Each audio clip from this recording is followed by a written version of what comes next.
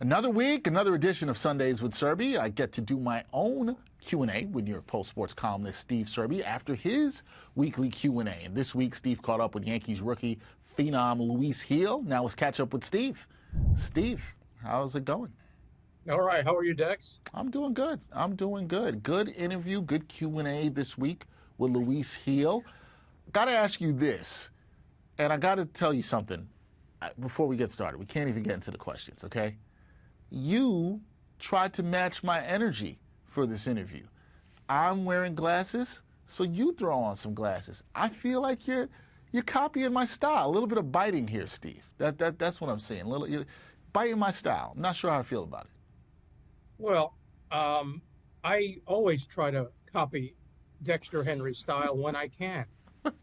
So you were totally unfazed by this shot of me. No. No reaction at all. Look, as the people have known, have watched this segment for as long as we've been doing it, you never know what to predict. You can't predict anything with Steve Serby. You never know what to expect. He might pull out some prop. He might pull out a person. All these things have happened on this segment. And Steve, who was not wearing glasses before we started recording, I just want to let the people know, noticed that I wore glasses today, which I don't really wear on air, saw me wearing the glasses, and before we introduce Steve, he puts on some glasses. I'm glad I inspired you, though. I'm happy about that. Well, you look so much like a Professor Henry, that I just happened to have my wife's glasses right on the table next to me. Wait, they're not even your glasses? They're not No, even your prescription? I can't even see you right now. Okay, let's not hurt your eyes. Let's take those off. All right, let me. All right. Ooh.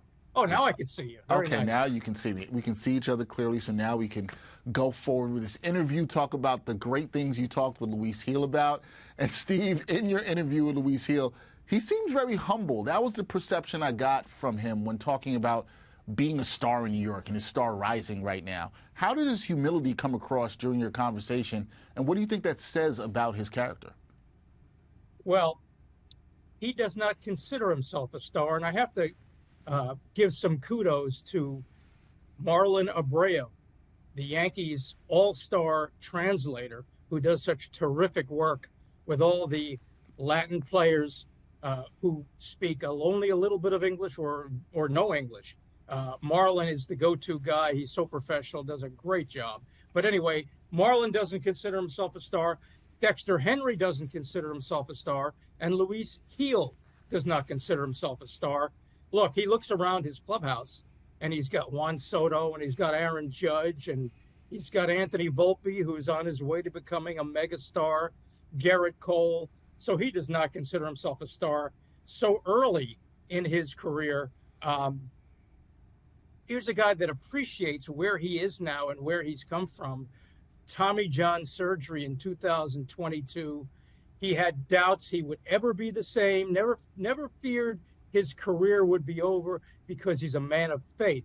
But that speaks to his character. And so does the fact that he is driven by his 2-year-old daughter, Samantha, trying to make a better life for her. Happy Father's Day to Luis Gil, and happy Father's Day to Dexter Henry. Well, thank you for that. Thank you for that. I appreciate the happy Father's Day. I do want to make one correction. You said that I do not consider myself a star, and I respect humility and all that, but I do consider myself a star, Steve. I do. I'm just letting you know. I do consider, and you, as I know you do too. You are a star. No, I consider you a star. I don't consider myself a star. You consider yourself a star, huh? Wow. Yeah, that doesn't make me not humble. That just makes me know I'm good at what I do. That's all. Well, you are good at what you do. You are, and you have every reason to believe you're a star. Thank you. Because all of your viewers believe you're a star. You know what? But here's the thing: if you don't believe that you're a star, nobody else is going to. So why not? You got to believe that you are. You know what I mean? Nobody else is going to do it if you don't. Now we've got to get you paid like a star. Well, that's a whole nother conversation. My agent would agree. He would definitely agree. All right, moving on. Luis mentioned the invaluable support that he receives from Yankees fans. How important do you think the fan support that he's received has been in shaping his career just to start this rookie season, and especially considering the high-pressure environment of New York sports? How much has that mattered for him? Well, I asked him what his favorite New York City things were, and he said, I don't get out too much. I'm more of a homebody. But to Luis Gil, there is nothing nothing like pitching for the New York Yankees, and he would dream about pitching in a World Series. And of course, he believes this team is capable of winning a World Series. He is a fan favorite. He is a fan favorite. He appreciates the fan support, but he is able to focus his mound mentality, focus. That enables him to have the command that he now has that he didn't have when he was younger, in addition to that 100-mile-per-hour fastball, which we saw at Fenway Friday night. He didn't have his command on Friday night, but like all elite pitchers do, they worked through it. They toughed it out. He went 5 innings and enabled the Yankees to beat the Red Sox. And he also credits Garrett Cole, who has been an invaluable resource for him during this All-Star game journey. He belongs in the All-Star game. I don't think there's any question about that. And what a story. What a great story he's been, rising from a nobody, really. A nobody coming off Tommy John surgery to top of the heel. King of the heel. I like that. King of the heel.